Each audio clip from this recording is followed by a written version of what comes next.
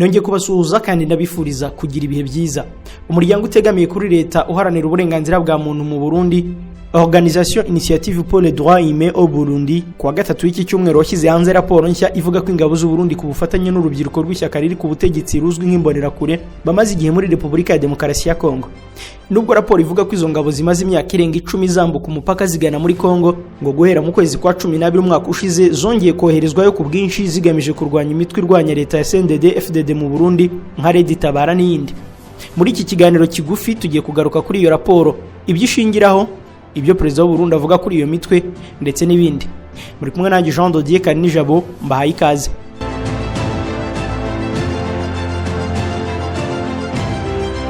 Karina Tertsakian, umwe mu bashakashatsi bakoze raporo, yabwiye radio mpuzamahanga y'Abafaransa ko bafite ibimenyetso simusiga byerekana ko ingabo z'u Burundi ziri muri Kongo mu ibanga, nubwo leta y'u Burundi yagiye ibihakana.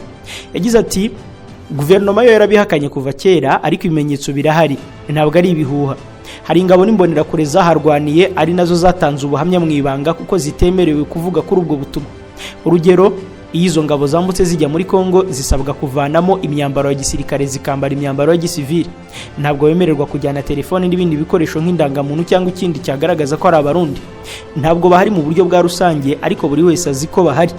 Ubuhamya burahari, abapfuye barahari, kuko hari n'umubare wa benshi biciwe muri Kongo.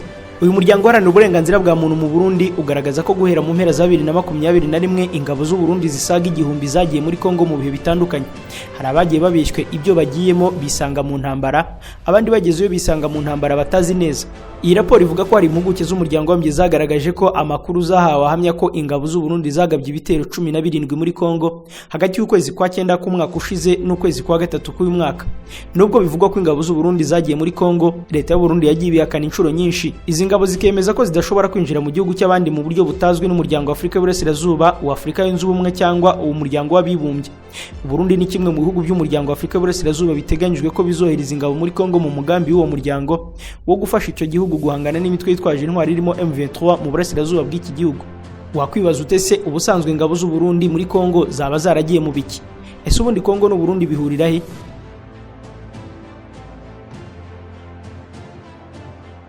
Uburundi na Kongo bisangiye umupaka ureshya n'ibirometero 236. Igice kinini cya Kongo gikora ku Burundi ni intara ya Kivu y'Amajyepfo. Umuryango Social Science in Humanitarian Action ugaragaza ko uwo mupaka ari umwe mwicishwaho amabuye y'agaciro yacukuwe mu buryo butemewe muri Kongo, intwaro zijya mu nyeshyamba, ibicuruzwa by'amagendu ndetse n'ibindi. Icyakora hari ibindi bikorwa byemewe by'ubuhahirane hagati y'abaturage b'u Burundi na Kongo bicishwa kuri uyu mupaka. Ni umupaka ugenzurwa bihoraho na polisi y'u Burundi ndetse n'igisirikare hamwe n'imbonerakure. Ikibaya cya Rusizi niyo nzira y'ubutaka ihuza u Burundi na Kongo, ahandi hose n'amazi y'umugezi wa Rusizi. Ni agace gakunze kwifashishwa n'imitwe yitwaje intwaro ishaka gutera u Burundi. U Burundi bufite imitwe iburwanya izwi irimo FNL iyobowe na Aloys Nzabampema, n'akandi gace k'uwo mutwe kayobowe na Isidore Nibizi. Hari kandi n'umutwe wa Red Tabara, yose ikabiba muri Kivu y'Amajyepfo. Red Tabara yatangiye kugaba ibitero bimena amaraso mu 2018. Dore nko mu kwezi kwa 5 uwo mwaka hari igitero uwo mutwe wagabye mu gace kazwi nka Ruhagarika gihitana abaturage 24. Amakuru avuga ko kuva icyo gihe hari nabwo ingabo z'u Burundi zatangiye kugaba ibitero simusiga muri Kongo bigamije kurandura Red Tabara ku bufasha bw'undi mutwe w'nyeshyamba uzwi nka Mai Mai ukorera muri Kongo. Igisirikare cya Kongo nacyo guhera mu 2018 cyashyize ingufu mu kurwanya imitwe yitwaje intwaro ikomoka mu Burundi. Nko mu kwezi kwa 4 2019 FARDC yatangaje ko yishe inyeshyamba 34 za FNL. Mu mitwe yose ihangayikishije u Burundi, Red Tabariza ku mwanya wa mbere nk'uko raporo ya Social Science in Humanitarian Action ibigaragaza. Uyu mutwe washinzwe mu 2011 ufatwa nk'uwiterabwoba na leta y'u Burundi. Mu kwa 9 k'umwaka ushize uyu mutwe wigambye kugaba igitero ku kibuga cy'indege cya Bujumbura. Mu kwezi kwa 5 uyu mwaka Perezida Evariste Ndayishimiye yavuze ko leta yiteguye 100% kuganira n'imitwe yitwaje intwaro irimo Red Tabara mu gihe izaba yemeye gushyira intwaro hasi. Perezida w'u Burundi yagize ati ngo Red Tabara na FNL batashe ati bakasaba ibiganiro biba leta nivyijeje n'utari Red Tabara n'utarinde leta ijejwe kuguma yumviriza abana b'igihugu igatora umuti ibibazo byose bayishikirije. Mugabo hari ikintu wibagiye, nk'ubu harashobora kuza umwe ugasanga ari mu badesimye ya famiye hanaka, iyo famiye aba victime bacavuga ati none uko nyene muramuretse yidevereze, ejo ugibone bamwihoye ingorane zibazwa igihugu. Leta umva hariho abo usanga burya mwene ivyo vy'imigwi igwana hariho ico bita remenera n'ababikwegewemo harya usanga 90% n'ababikwegewemo atari ivyo bazi hariho abamaze gutaha cendazi gwaruka hari n'uwonzi jewe nyene nzi yagiye aca mu Rwanda arataha arashika ngaha arashika muhira aranatuma ko atabaye kwikorera akagambi ati murazomumbwirira Mutama anterere ngomba gukora akagambi kameze ukuntu kandi yari mu bagwanyi yarambwiye ko hari n'abandi baje azi none ko mwavavanire navyo noneho ubu mutima ni wo kubaka igihugu nirirwa ndaraba abantu bose n'abahora bavuga nabi baravuga bati oya twubake igihugu rero ntitwobaca inkokora rero na mbere jewe hariho societe civile muri Congo bigeze kumbwira ko bagira kontakte n'abajene barimwo bashika ngo 600 ambwira ati none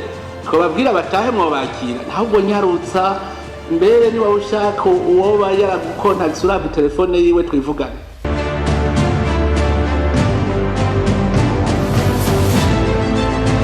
Leta y'u Burundi izi neza imbaraga za Red Tabara ari nayo mpamvu ivuga ko yiteguye kuganira n'uwo mutwe mu gihe cyose waba ushyize hasi intwaro. Urugero nko ku itariki ya 17 kugeza ku ya 19 z'ukwa mbere muri uyu mwaka ingabo z'u Burundi ku bufatanye n'imbonerakure bahanganye na Red Tabara mu duce twa Rubuga, Kangovu, Kitoga, Rudefu na Mwiti ahitwa Kigoma muri sheferi ya Bafuriro. Imirwano kandi yabereye mu midugudu ya Malimba na Masango mu gace ka Bijomba sheferi ya Bavira aha ni muri territoire ya Uvira mu ntara Kivu y'Amajyepfo. Intego yari uguhangana n'izo nyeshyamba za Red Tabara zigenzura igice kinini cy'umupaka w'u Burundi na Kongo ku ruhande rwa Kongo ari nabyo biworohereza kugaba ibitero bya hato na hato mu Burundi. Inzobere muri politike y'akarere akaba n'umunyamakuru wimazemo igihe Mark aheruka kuvuga ko guhera mu mwaka ushize ingabo z'u Burundi zinjiye muri Uvira aho zavuye zijya mu bindi bice birimo imisozi n'ibibaya bya Minembwe na Remera. Ngo izi ngabo z'u Burundi zitwaje intwaro ziremereye aho byari biteganyijwe ko zimwe muri izo ntwaro bazaziha abarwanyi umutwe wa Mayimayi n'abagumino bakazabafasha kurwanya umutwe wa Red Tabara. Gufasha Gumino Mark yavugaga ko ari ikibazo gikomeye ku mubano w'u Rwanda n'u Burundi kuko uyu mutwe uzwiho gukorana na P5 ya Kayumba Nyamwasi. Mu mpera z'umwaka ushize itsinda rya Repubulika ya Demokarasi ya Kongo ryasuye ubuyobozi bw'Ibujumbura ndetse haza kuvamo amakuru avuga ko bemeranyije ko ingabo z'u Burundi zizemererwa kwinjira muri Kongo mu rwego rwo kurwanya umutwe wa Red Tabara. Mu kwezi kwa gatanu umwaka President Felix Tshisekedi yasuye u Burundi mu ruzinduko rw'iminsi 3 rwasize bemeranyije gufatanya mu nzego zirimo n'iz'umutekano. Yagize ati naje hano kugira ngo tuganire ku bintu byagirira inyungu ibihugu byacu byombi.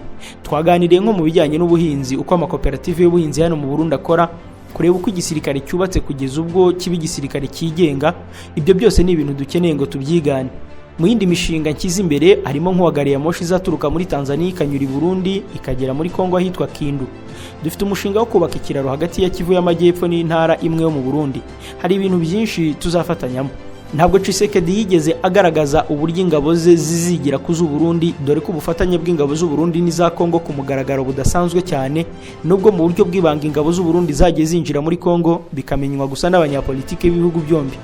Ingabo z'u Burundi ziheruka kwinjira muri Kongo mu buryo bweruye mu ntambara yo mu 1998 ubwo u Rwanda na Uganda byinjiraga mu ntambara yo gukuraho Laurent Desire Kabila bari bamaze umwaka bashyizeho nawe akitabaza ibindi bihugu birimo Zimbabwe na Angola. Icyo gihe Burundi bwarwanye ku ruhande rw'u Rwanda na Uganda. Umwaka ushize ubwo byavugwaga ko itsinda rya mbere ry'abasirikare b'u Burundi ryinjiye muri Repubulika ya Demokarasi ya Kongo, igisirikare cya Kongo FARDC cyahise gisohora itangazo rivuga ko aya makuru nabo bayamenye binyuze ku mbuga nkoranyambaga. Icyo gihe byavugwaga ko hinjiye abasirikare b'u Burundi barenga 200 banyuze ku mupaka uri hafi na Uvira.